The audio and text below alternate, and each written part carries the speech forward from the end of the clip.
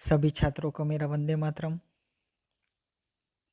कक्षा 9 हिंदी इकाई 16 भारतीय संस्कृति में गुरु शिष्य संबंध इकाई का आज हम अभ्यास करेंगे, जिनके लेखक का नाम है आनंद शंकर माधवन।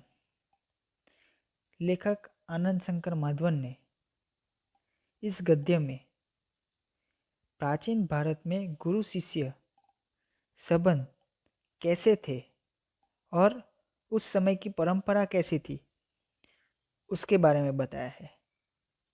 प्रस्तुत लेख में लेखक ने भारतीय संस्कृति में गुरु शिष्य संबंध के बारे में हमें जानकारी दी है, तो हम विस्तार पूर्वक इस इकाई का अभ्यास करेंगे।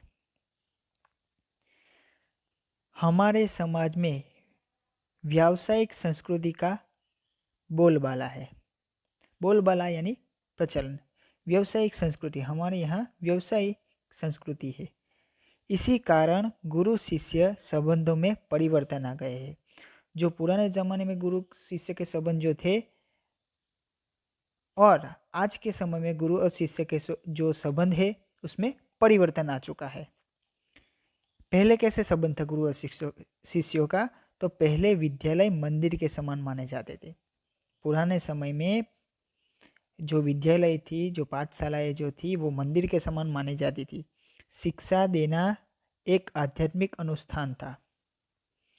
शिक्षा देना यानी किसी को शिक्षित करना, विद्या देना एक आध्यात्मिक अनुष्ठान था, भगवान की पूजा करने के बराबर था। वह परमेश्वर प्राप्ति का एक माध्यम था, यानी शिक्षा ग्रहण करना भी एक भगवान को मिलने का एक माध्यम ही था।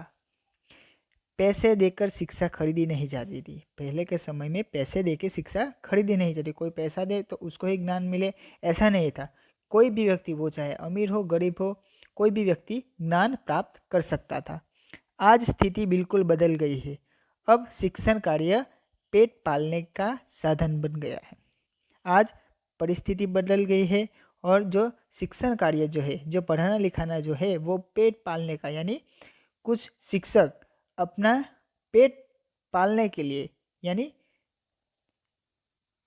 पैसा कमाने के लिए सब लोगों को शिक्षा देते हैं, क्योंकि उसके पास कोई दूसरा काम नहीं है। इसीलिए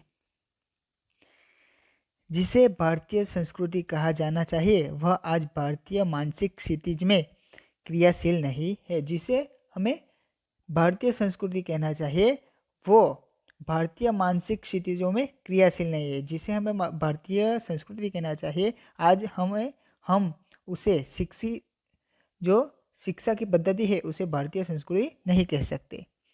आज एक प्रकार की अव्यवस्थित व्यावसायिक संस्कृति व्याप्त है। पहले भारतीय संस्कृति थी, लेकिन अब व्यावसायिक संस्कृति हो गई है। यानी जिसे देखो वो किसी चीज़ से पैसा कमाने के लिए ही वो काम करता है, जिसके जड़ शायद यूरोप में है। और जो व्यावसायिक संस्कृति जो हमारे यहाँ आई, इसकी जड़ वो कहाँ से आई है? व्यावसायिक संस्कृति तो वो यूरोप यानी पश्चिम देशों से आई है। भारतीयों के सार्वजनिक व्यवहार में गुरु शिष्य संबंध का भी तदनुरूप परिवर्तन हो गया है। और भारतीय संस्कृति में गुरु शिष्य के संबंध में भी परिवर्तन आ गया है। यहाँ गुरु वेतन भोगी नहीं होते थे। भारत में गुरु वेतन भोगी यानी वेतन पर गुजारा करने वाले गुरु नहीं होते थे, और न शिष्य को ही शुल्क देना पड़ता था, और न शिष्य को कोई विद्या देने के लिए पैसे देने पड़ते थे। पैसे देकर विद्या खरीदने की यह क्रय विक्रय पद्धति निसंदेह उस भारतीय मिट्टी का उपज नहीं है।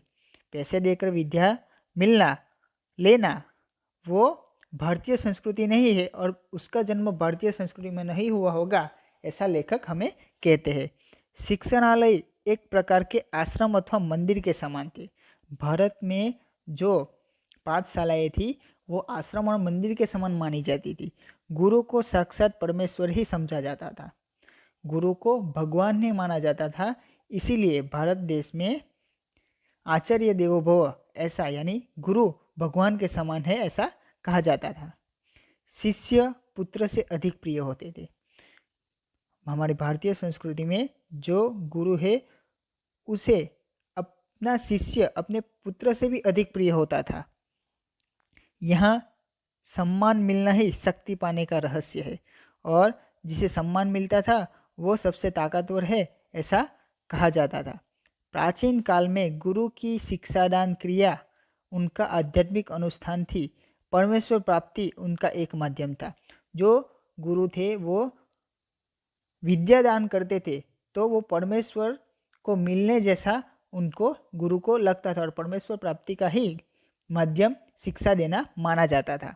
वह आज पेट पालने का जरिया बन गया है। लेकिन आज के समय में अगर निःशुल्क कोई शिक्षक पढ़ाता है, शिक्षा देता है, तो वो अपना गुजारा नहीं कर सकता। इसीलिए उसे शिक्षा देने के लोग, कोई गुरु शिक्षा देगा तो उसे पैसे मिलने चाहिए, क्योंकि पैसे नहीं मिलेंगे तो वो अपना घर नहीं चला सकता। प्रारंभ में विवेकानंद को भारत में महत्वपूर्ण स्थान प्राप्त नहीं हुआ, पर जब उन्होंने अमेरिका में नाम कमा लिया तो भारतवासी दौड़े मालाएं लेकर स्वागत करने।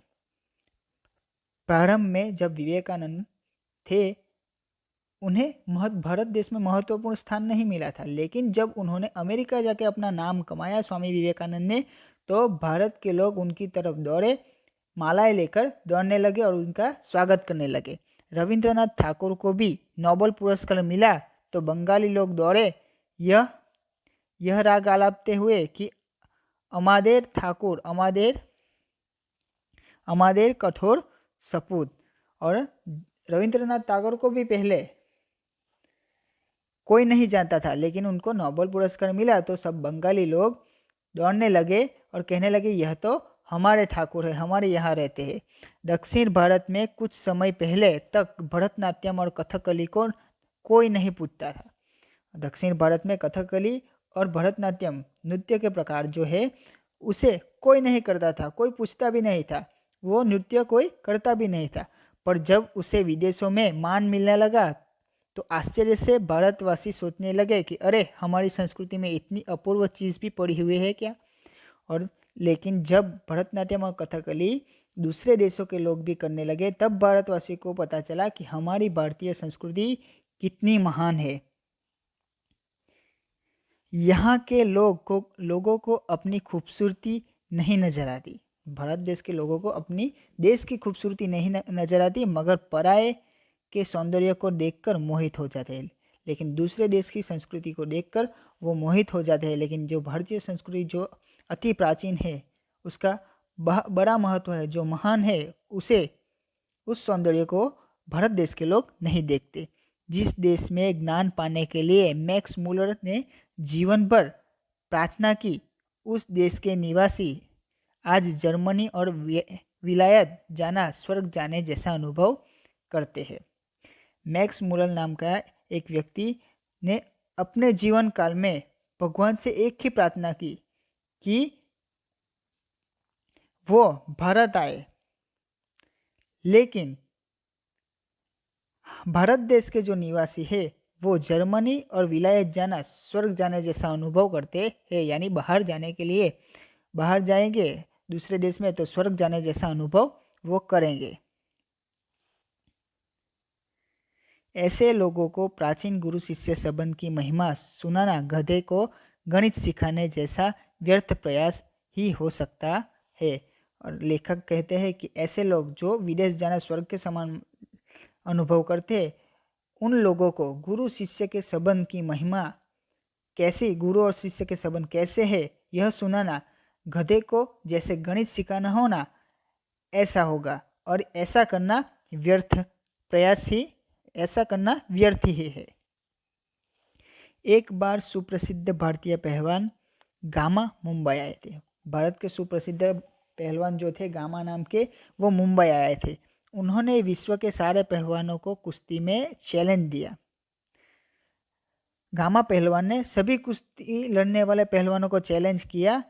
अखबारों में यह समाचार प्रकाशित होते ही एक पारसी पत्रकार ने उत्सुकतावश उनके निकट पहुंचकर उनसे पूछा। गामा पहलवान ने चैलेंज किया कि मुझे कोई हराए।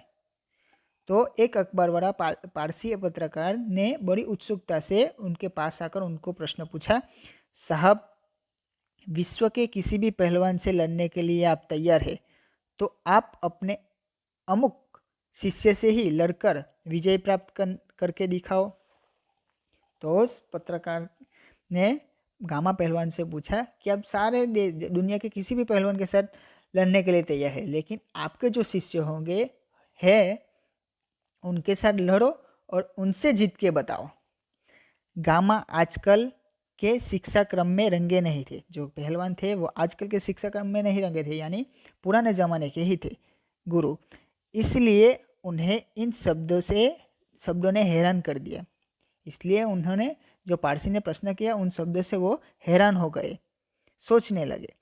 आंखें फाड़कर उस पत्रकार का चेहरा ताकते ही रह गए। बाद में धीरे से कहा, भाई साहब, मैं हिंदुस्तानी हूँ। हमारा अपना एक निजी रहन सहन है, शायद इससे आप परिचित नहीं है। गामा तो थोड़ी देर सोचते रहे। बाद में उसने कहा कि मैं एक हिंदुस्तानी हूँ, हमारा निजी रहन सहन अलग है दुनिया के सारे देशों से। शायद आप हिंदुस्तानी रीति रिवाजों से परिचित नहीं है। जिस लड़के का आपने नाम लिया वह मेरे पसीने की कमाई, मेरा खून है और मेरे बेटे से भी अधिक प्यारा है। इसमें और मुझ में फर्क ही कुछ नहीं। गामा ने कहा कि आपने जिसका नाम लिया, जिसे हराए, वो मेरी पसीने की कमाई है, मेरा ही खून है और मेरे बेटे से भी अधिक प्यारा है और उसमें और मुझ में कोई फ़र्क नहीं। मैं लड़ा या वह लड़ा, मैं लड़ूँ या मेरा कोई शिष्य लड़े, दोनों बराबर ही होंगे।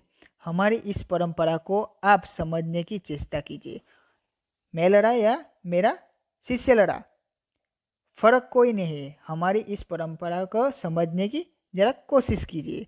हम लोगों को वंश परंपरा से शिष्य परंपरा अधिक प्रिय है और गामा जैसे पहलवान लोगों को तो वंश परंपरा से अपनी शिष्य की परंपरा अधिक प्रिय थी। ख्याति और प्रभाव में हम सदा यह चाहते हैं कि हम अपने शिष्यों से कम प्रभावी रहे, और ख्याति विख्याति जो मिलती है, नाम जो होता है, उसमें गुरु से ज़्यादा शिष्य का नाम हो, उसमें गुरु को खुशी ज़्यादा मिलती है। यानी हम यही चाहेंगे कि संसार में जितना नाम मैंने कमाया उससे कहीं अधिक मेरे पिता कमाए। मुझे लगता है आप हिंदुस्तानी नहीं है, यानी जो बेटे जैसा जो शिष्य है वो उससे ज़्यादा नाम कमाए, ऐसा ही कोई पिता हमेशा चाहेगा। मुझे लगता है आप हिंदुस्तानी नहीं है। बाद में उस पत्रकार को गामा पहलवान कहता है कि मुझे लगता है आप हिंदुस्तानी नहीं है, इसलिए आप यह नहीं जानते हैं। भारत में गुरु शिष्य संबंध का वह भव्य रूप आज साधुओं, पहलवानों और संगीतकारों में ही थोड़ा बहुत सही पाया जाता है। जो भारत देश में गुरु शिष्य के संबंध थे वो आज साधु, पहलवान और संगीतकारों में देखने मिलते हैं, बाकी कोई जगह पर यह देखने को नहीं मिलते हैं। भगवान रामकृष्ण वर्षों योग्य शिष्य को पाने के लिए प्रयत्न करते रहे। भगवान रामकृष्ण जो थे, रामकृष्ण परमहंस, वो योग्य शिष्य को पाने के लिए कई दिनों तक प्रयत्न करते रहे। उनके जैसे व्यक्तित्व को भी उत्तम शिष्य के लिए रो रो कर प्रार्थना करनी पड़ी थी, और भगवान रामकृष्ण को भी उत्तम शिष्य मिलने के लिए उन्होंने रो रो कर भगवान के सामने प्रार्थना की थी कि मुझे अच्छा, गुणी और नाम कमाने वाला शिष्य मिले। इसे समझा जा सकता है कि एक गुरु के लिए उत्तम शिष्य कितना महंगा है, तो पता चलेगा कि गुरु के लिए उत्तम शिष्य मिलना कितना महंगा है और महत्वपूर्ण है।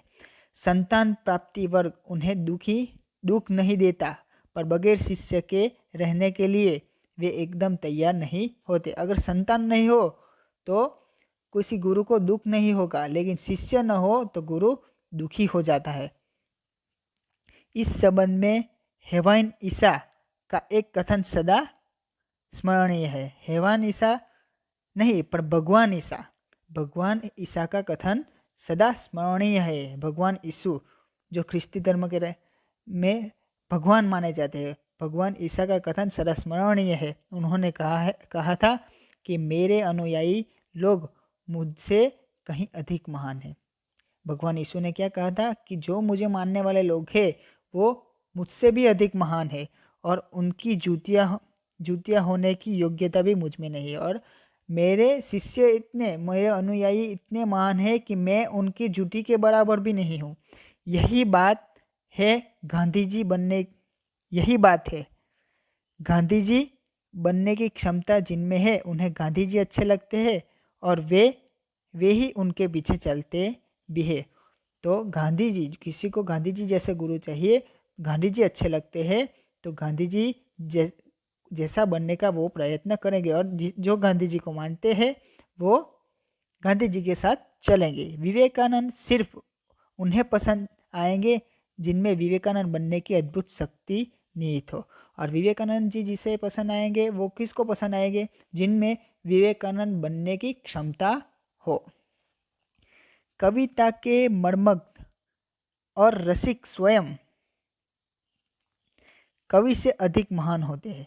कविता जो गाता है, कविता को जो जिसे ज़्यादा पसंद है और खुद भी कवि है, लेकिन वो कविता की रचना करने वाला कवि से अधिक महान वो काव्य सुनने वाला होता है, ऐसा लेखक कह रहे हैं। संगीत के पागल सुनने वाले ही स्वयं संगीतकार से अधिक संगीत का रसास्वाद करते हैं।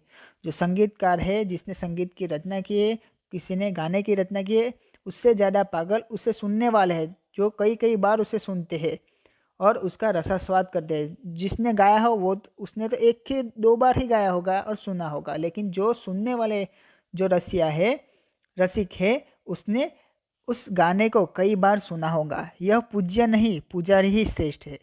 यहाँ जो पूज्य है वो श्रेष्ठ नहीं, जो पुजारी, जो पूजा करने वाला है वही श्रेष्ठ है। यानी गुरु की जगह शिष्य श्रेष्ठ माना गया है। यहाँ सम्मान पाने वाला नहीं, सम्मान देने वाला महान है।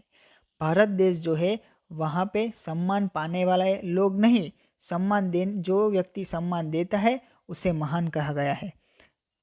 स्वयं पुष्प में कुछ नहीं है, पुष्प का सौंदर्य उसे आने वाले की दृष्टि में है। दुनिया में कुछ नहीं है, जो कुछ भी है हमारी चाह है, हमारी दृष्टि है।